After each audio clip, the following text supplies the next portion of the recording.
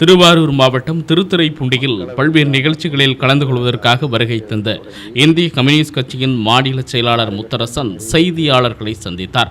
அப்போது அவர் பேசுகையில், தான் நடைபெற இருக்கிறது. இந்நிலையில் இந்த தேர்தலில் நாட்டினுடைய பிரதமர் என்கிற நிலையிலிருந்து செயல்படாமல் தான் ஒரு RSS பிரதிநிதி என்பதை வெளிப்படுத்தக்கூடிய வகையில் மிகவும் தரம் தாழ்ந்த பிரச்சாரங்களை மேற்கொண்டார். தரம் தாழ்ந்த பிரச்சாரம் மட்டுமல்ல, அச்சுறுத்தலை ஏற்படுத்தக்கூடிய பிரச்சாரத்தையும் மேற்கொண்டார். தமிழ்நாட்டில் பிரச்சாரம் செய்கிற பொழுது நாடாளுமன்ற தேர்தலுக்கு பிறகு திமுக இருக்காது என்று அச்சுறுத்தினார். மேற்கு வங்கத்தில் திரிணாமுல் காங்கிரஸ் இருக்காது என்று பேசினார். காங்கிரஸை அழித்தொழியுங்கள் என்று குறிப்பிட்டார். இப்படி மற்ற கட்சிகளை அச்சுறுத்தி பயமுறுத்தி தன் நிலைக்கு கொண்டு வர வேண்டும் என்கிற சர்வாதிகார நிலையை மேற்கொண்டார். இவை ஒரு புறம். மற்றொரு புறத்தில் மதச்சார்பின்மை கொள்கையை பின்பற்றி வருகிற நாட்டில் அந்த கொள்கைக்கு புறம்பாக, அந்த கொள்கைக்கு எதிராக இந்து முஸ்லிம் என பிரித்து பேசினார். இந்தியா கூட்டணி ஆட்சிக்கு வந்தால் இந்துக்களுடைய சொத்துக்கள் எல்லாம் பறிமுதல் செய்யப்படும், தாலி பறிக்கப்படும், அதிக குழந்தைகள் பெற்றவர்களுக்கு வழங்கப்படும் என்று பிரச்சாரம் செய்தார். இந்தியா கூட்டணியின் வெற்றிக்கு பாகிஸ்தான் ஆதரவாக இருக்குது என்று பேசினார். பிறகு ராமர் கோயில் கட்டிய சாதனையை எடுத்து சொன்னார். நாங்கள் ஆட்சிக்கு வரவில்லை என்றால் குழந்தை ராமர் குடிசை வீட்டில்தான் இருப்பார். நாங்கள் இப்பொழுது கோபுரத்தில் வைத்து அழகு பார்க்கிறோம். இந்தியா கூட்டணி ஆட்சிக்கு வந்தால் ராமர் கோயிலை இடித்து விடுவார்கள் என்று அபாண்டமான ஒரு குற்றச்சாட்டை சொன்னார். அதே போல இடஒதுக்கீட்டிற்கு எதிரான கொள்கையுடைய பாரதிய ஜனதா கட்சியினுடைய தலைவராக இருக்கிற பிரதமர் நரேந்திர மோடி இந்தியா கூட்டணி ஆட்சிக்கு வந்தால் இடஒதுக்கீட்டை ரத்து செய்து விடுவார்கள், பிற்படுத்தப்பட்டவர்களுக்கு, மிக பிற்படுத்தப்பட்ட இடங்களை எல்லாம் இஸ்லாமியர்களுக்கு வழங்கி விடுவார்கள், அரசியல் சட்டத்தை மாற்றுவார்கள் என்று தான் செய்கிற தவறுகளை எல்லாம் எதிர்கட்சிகள் செய்வதாக, இந்தியா கூட்டணி செய்வதாக குற்றங்களை எல்லாம் சுமத்தினார்.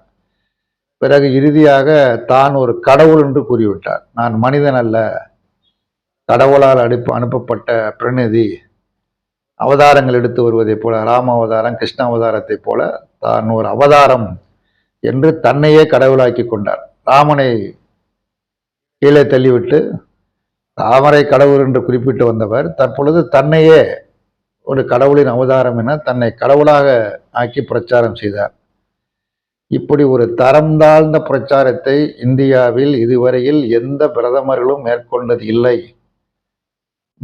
முன்னாள் பிரதமர் மன்மோகன் சிங் கூட அறிக்கை வெளியிட்டிருக்கிறார். பிரச்சாரத்தை நான் உன்னிப்பாக கவனித்தேன்.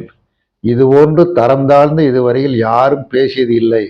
இது நாட்டிற்கு பெரிய ஆபத்து என்று மிகுந்த கவலையோடு குறிப்பிட்டிருக்கிறார்.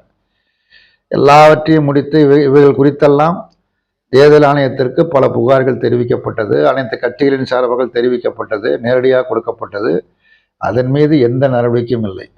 கடைசியாக இன்றைக்கு நாளை தேர்தல் நடக்க இருக்கிற நிலையில் கன்னியாகுமரியிலிருந்து தியானம் மேற்கொள்கிறார். விவேகானந்தர் பாறையில் தியானம் மேற்கொள்கிறார். இவர் உண்மையிலேயே ஒரு பக்தர் என்று சொன்னால் அது யாருக்கும் தெரியாமல் தியானம் நடக்க வேண்டும். ஆனால் அதற்கு மாறாக அவர் கோயிலுக்கு செல்வது, வணங்குவது, பூஜை செய்வது அனைத்தும் தொலைக்காட்சிகளிலும் பத்திரிகைகளிலும் மிகப்பெரிய செய்திகளாக, தலைப்புச் செய்திகளாக படங்களோடு வந்து கொண்டிருக்கிறது. அப்படியானால் தியானத்தின் நோக்கம் என்ன? நாளைய தினம் தேர்தல் நடக்க இருக்கக்கூடிய நிலையில் இப்படி ஒரு பிரச்சாரத்தை, மக்களுக்கு இருக்கிற அந்த கடவுள் நம்பிக்கை, மத நம்பிக்கை இவை தனக்கு சாதகமாக பயன்பட வேண்டும் என்கிற நோக்கத்தோடு ஒரு தேர்தல் பிரச்சாரத்தை தியானத்தின் மூலமாக மேற்கொள்கிறார். இப்படிப்பட்ட தவறான நடவடிக்கைகளை தடுத்து நிறுத்த வேண்டிய தேர்தல் ஆணையம் கண்ணை கட்டி கொண்டிருப்பது வியப்பாக இருக்கிறது. வியப்பாக இருப்பது மட்டுமல்ல, மிகுந்த வேதனை அளிக்கிறது.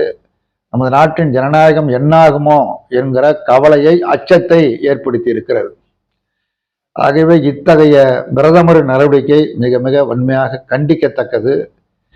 கண்டுகொள்ளாமல் காதை பொத்து கொண்டிருக்கிற தேர்தல் ஆணையம் பொறுப்பற்ற முறையில் இருக்கிறது, மக்கள் அதன் மீது வைத்திருக்கிற நம்பிக்கை இழக்கக்கூடிய நிலையில் செயல்படுகிறது என்பதை தெரிவித்துக் கொள்வதோடு, காந்தியை குறித்து குறிப்பிடுகிற பொழுது, காந்தியின் திரைப்படம் வந்ததற்கு பிறகுதான் உலகத்திற்கு காந்தி தெரிய வந்தார் என்று காந்தியை இழிவுபடுத்தக்கூடிய வகையில் பிரதமர் பேசியிருப்பது மிக மிக கடுமையான கண்டனத்திற்குரியது.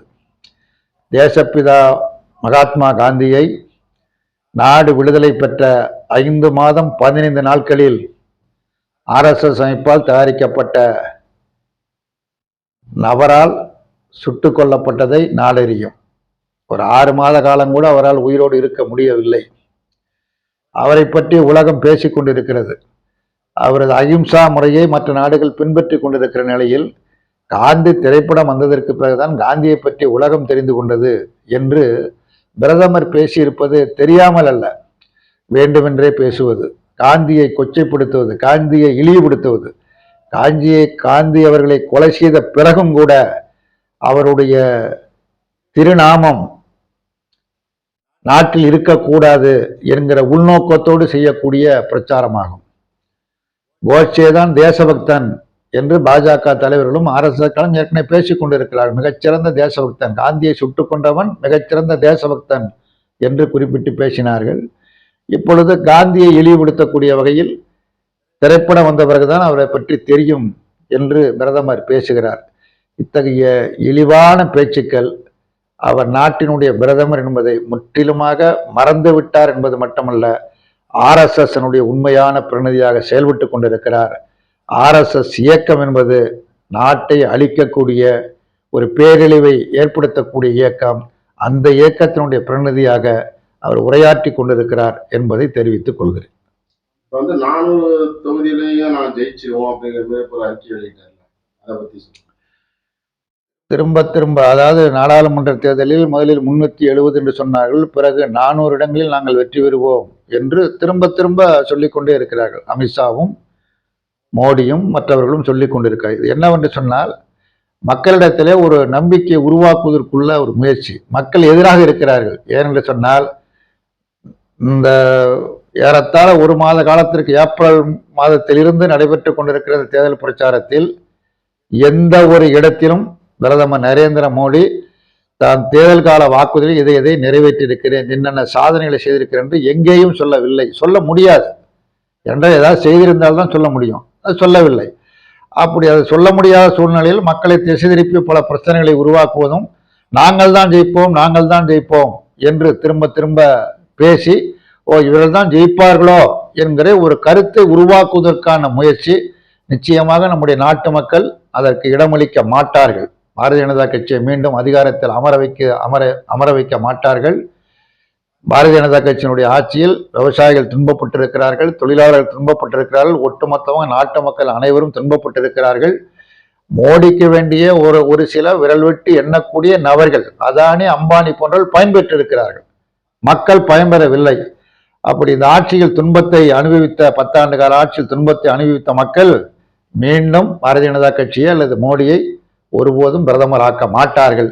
இது நன்கு தெரிந்த காரணத்தினால்தான் நாங்கள் 400 இடங்களில் வெற்றி பெறுவோம், 400 இடங்களில் வெற்றி பெறுவோம் என்று திரும்ப கூறுகிறார்கள். ஒரு திரைப்படத்தில் வடிவேலு நானும் ரவுடிதான் என்று சொல்வதைப் போல பிரதமர் சொல்லிக் கொண்டு இருக்கிறார். ஆனால் யதார்த்தத்தில் நடக்கப் போவது இல்லை.